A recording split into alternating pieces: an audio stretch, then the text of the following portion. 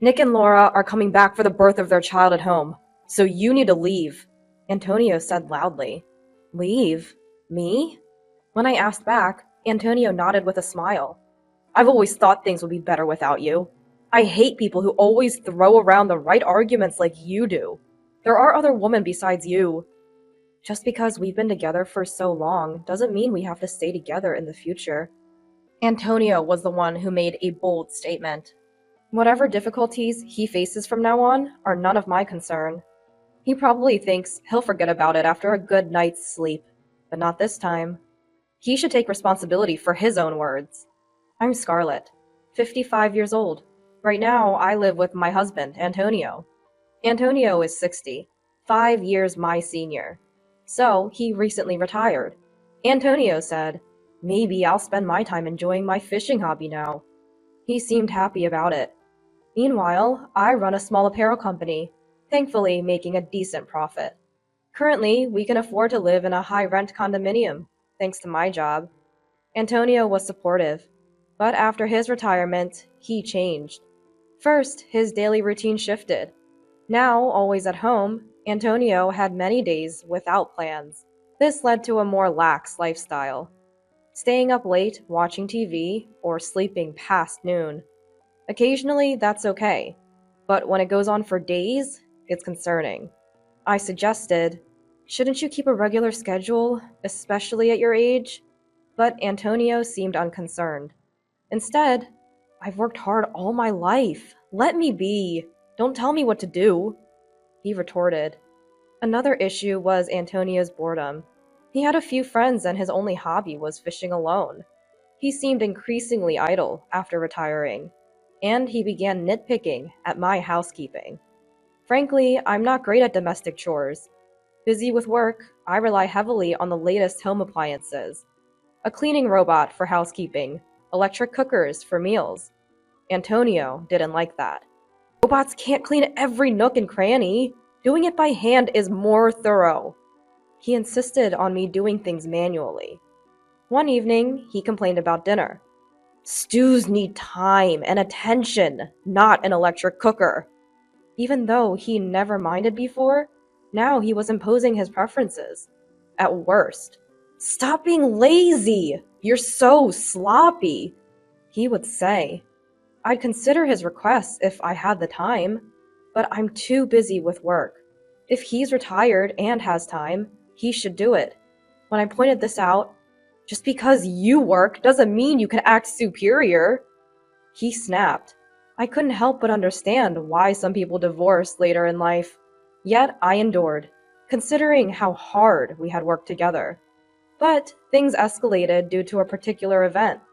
Our son's wife's pregnancy. Our only son, Nick. His wife, Laura, announced her pregnancy. Actually, Nick isn't my biological son. He's Antonio's, from a previous marriage.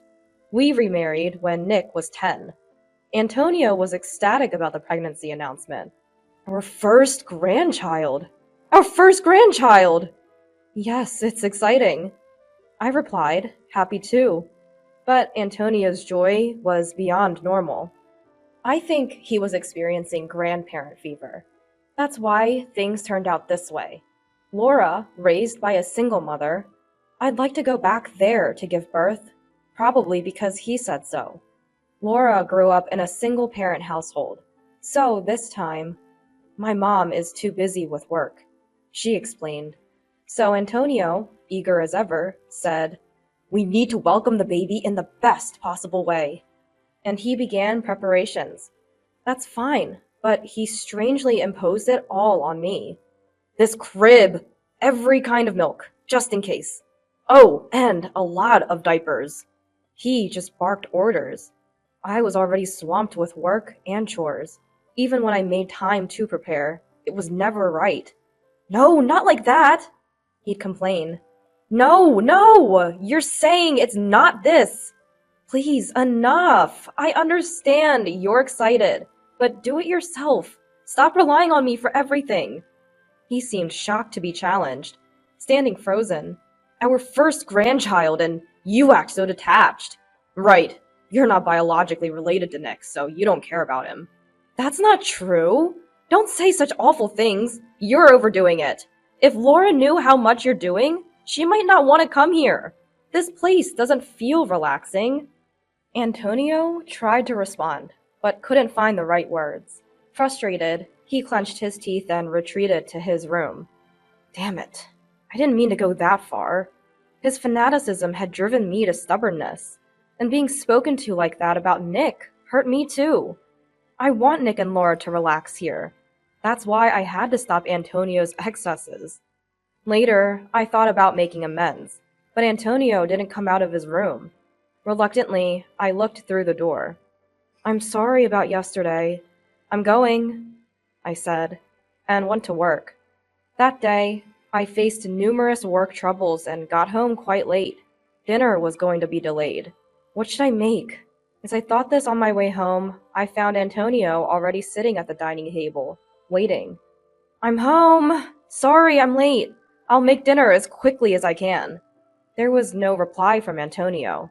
I moved around busily. Antonio just sat there, staring as if pressuring me.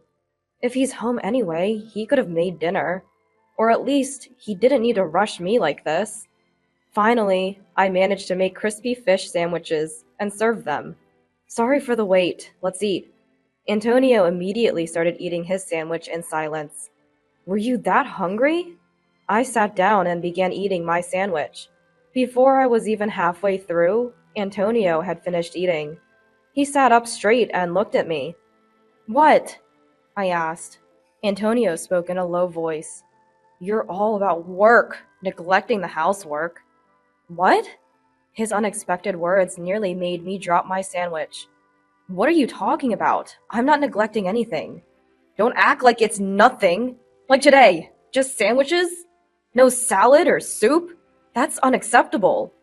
True, I usually serve salad and soup, but today wasn't about being lazy. I hurried because Antonio seemed so eager to eat. I explained, but Antonio wasn't convinced. It's not just that. You always negate everything I say or do. You must think you're better because you're working and I'm retired. That's not how I think at all. Despite my repeated denials, Antonio remained unconvinced. I was getting tired of this pointless argument. Let's stop this. We'll be welcoming Nick and his wife soon. I don't want to greet them with this unpleasant atmosphere.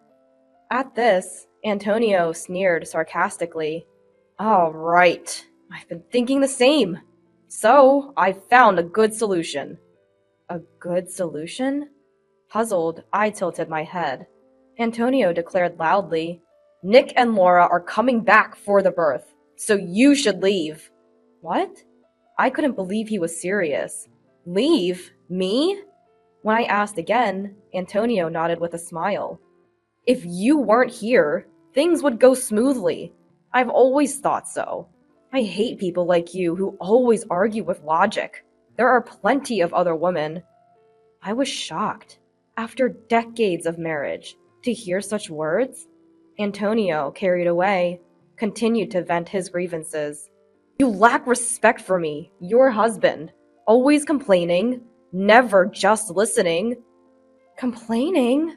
I respect your requests as much as I can. It's you who makes unreasonable demands. Shut up. I hate your bossy tone. Just leave. I don't even want to see your face. Antonio slammed the table. It was futile to say more. I said, understood, and returned to my room. The next morning, I called a moving company immediately. After being treated like that, I wasn't going to stay. Fortunately, it wasn't moving season, and I easily scheduled an estimate. I hoped to finish everything while Antonio was out, but he was almost always home. I was worried, but then it seemed like fate intervened. I'm going out tomorrow for a bit. Antonio is the type to forget things overnight, so he spoke to me quite normally. Apparently, Antonio was invited by his fishing buddies and was going for an overnight fishing trip. This was my chance. There was a slightly awkward atmosphere. Maybe even Antonio felt that what he said yesterday was too much. Still, there was no apology from him. He might be hoping to act as if yesterday's words never happened. He's always been like that. Until now, I've been the bigger person, letting things go. But I couldn't just ignore what he said this time. The moving estimate came quickly. I'd planned to take all the furniture and appliances, but there was less than I thought. The problem was finding a place to move to, but that was easily solved. Someone I knew through work offered to lend me a place. A brand new one, no less. Are you sure? I asked again, and they said, Scarlett, you've been so helpful. So I accepted the offer. I immediately went to see the property. It was more than sufficient, with no issues. I moved everything out while Antonio was away. His harsh words left me without regrets. Perhaps deep down, I had grown tired of life with Antonio. The night after I moved, Antonio called. Here it comes, I thought, and answered the phone. Hello? Hey, Scarlett! What's going on? Antonio sounded panicked, even over the phone. I almost laughed, but responded calmly. What do you mean? My house! It's empty! What's happening? Well, you told me to leave, so I did just that. I had taken everything, from the latest appliances to my favorite dining table. But I only told you to leave! It's crazy to take everything from someone's house! What? Leaving them would be crazy. I bought all that with my own money. You never contributed, saying you didn't need them. Antonio fell silent, then said grudgingly, Fine. Nick and his family are coming tomorrow. Furniture doesn't matter. He'd be surprised to see the place now. Good. Then it's perfect timing. Say hi to Nick for me. There was no point in further conversation. I quickly ended the call. There was another significant matter, but I didn't mention it since Antonio seemed unaware. The next day, Nick called. We'll be there soon. A phone call. Didn't Antonio tell you? I moved out. Really? Nick sounded surprised, but didn't press further. In fact, I sensed more relief than shock in his voice. Cool. Mom's not there. We can do whatever we want then. You're not coming back, right? That's right. I always sensed Nick found me bothersome. He seemed displeased I didn't pamper him like a biological mother might. You're not as kind as other women, he once said as a child. I thought I was raising him with love, so he wouldn't struggle later in life. Well, it's easier for both of us. Laura was uncomfortable too, so see you. That was like his father, always adding one extra, unnecessary comment. I pondered this after hanging up. That day, I was a bit on edge, unable to focus on work. I half expected a call about the furniture and appliances. Laura once said, It must be nice to have all these appliances for an easy life. I secretly thought their visit was to take advantage of that. But contrary to my expectations, no call came that day. Finally, at the end of the month, Antonio called. Scarlett? His voice lacked confidence, making his intention clear. But I played ignorant. Yes? It's about the rent. Yes? What about it? He struggled to say it, but he wanted to talk about rent. Antonio and I used to pay $1,700 for the condo rent. I was the one who paid it all. There's no way Antonio, with his retirement, could afford it. He might manage for a while with his retirement fund, but it would eventually run out. He called me, but hesitated to speak his mind. I had to prompt him. What? You're not expecting me to pay the rent for a condo I don't even live in, are you? No, that's not. You were the one who insisted I leave, right? And now you're coming back to me? That's not something Antonio's pride would allow. As expected, he changed the subject. Scarlett, are you doing okay? With a place to live? Yes, I managed to find a place, thanks to some connections. I'm living comfortably. Saying this left no room for him to ask me to return. I had no intention of going back. But just in case... Oh, okay. Nick and Laura were saying they miss you. I thought maybe you'd consider coming back. Such words were unusual for Antonio. He must be really desperate. But I had no intention of returning. Oh, really? I thought they disliked me. No, that's not. Well, it doesn't matter. I have something important to discuss, so I'll come over. Yes. Yes, there was a vital matter to discuss for my future. Antonio replied, All right, I'll be waiting, cheerfully. Later, I visited the condo for the first time in a while. Long time no see. Antonio was dressed up, unnecessarily. No matter how much he dressed up, it was pointless. I walked down the hall and into the living room, where Nick and Laura were sitting. Clearly, they couldn't live with nothing. New sofas, tables, and a fridge were installed. Nick waved casually, and Laura, though glaring, greeted me. The atmosphere was tense. I wanted to finish what I came for and leave. I sat down as Antonio urged. So, what did you want to talk about? Grateful he brought it up, I started the conversation. I thought it's better to handle this sort of thing sooner rather than later.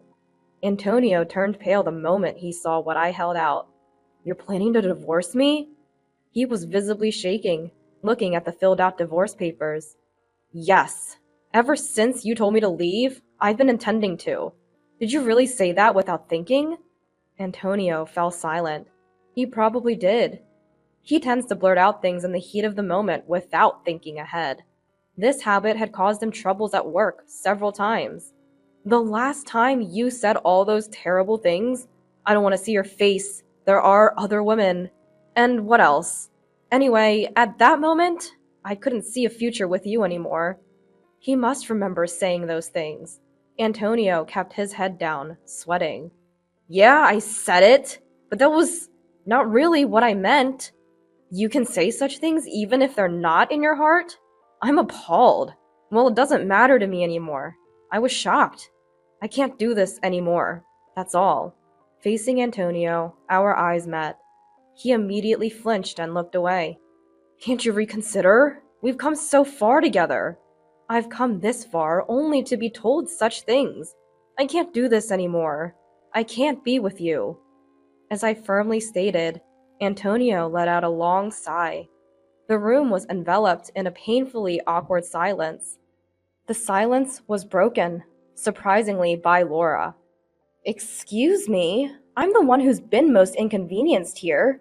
I turned to Laura, tilting my head, and she glared at me with eyes full of resentment. What do you mean? I thought this place would be perfect with Scarlett around, clean and full of the latest appliances. I came here expecting to be pampered, but instead I'm caught up in this marital mess. It's a huge nuisance. Laura sighed even louder than Antonio had earlier. She was angry with me for not meeting her expectations of a princess-like pampering. That is a huge misunderstanding. If she's unhappy, she could go back to her own home or anywhere else. But she chose to stay here. When I said this, Laura's face turned red. What's with that attitude? I came all the way here for you. I never asked you to come. Laura looked like she was about to scream. Her breathing was heavy with anger. But it's absurd! I had such high hopes after talking to Antonio, and now this? It's too much. Laura finally burst into tears. Nick tried to comfort her. But this made a little sense. This explained Antonio's excessive grandparent fever. It was driven by Laura's expectations.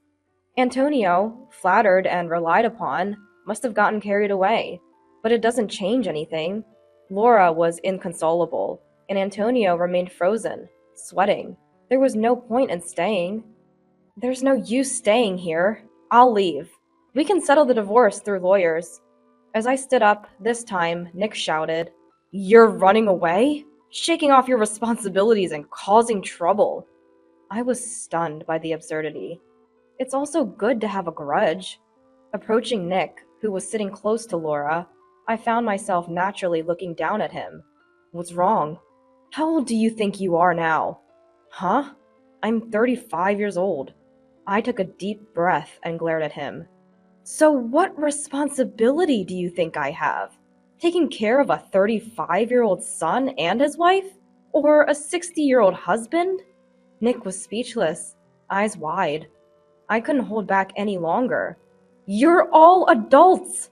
Enough is enough! Who's causing trouble? Using my efforts as a stepping stone while expecting me to always smile and comply? Oh, calm down, Mom. Don't act like a child now. I shouted so much I was out of breath. I took a moment to breathe deeply. At least, Nick, I always cared about you, raised you as my own, but maybe I failed to convey that. Uh, Nick started to say something but fell silent. I grabbed my things and quickly left the room. No one followed me. Later, Antonio agreed to the divorce easily. No alimony. He mentioned moving out since he couldn't afford the condo. Antonio had never done housework before. Living alone would be hard for him.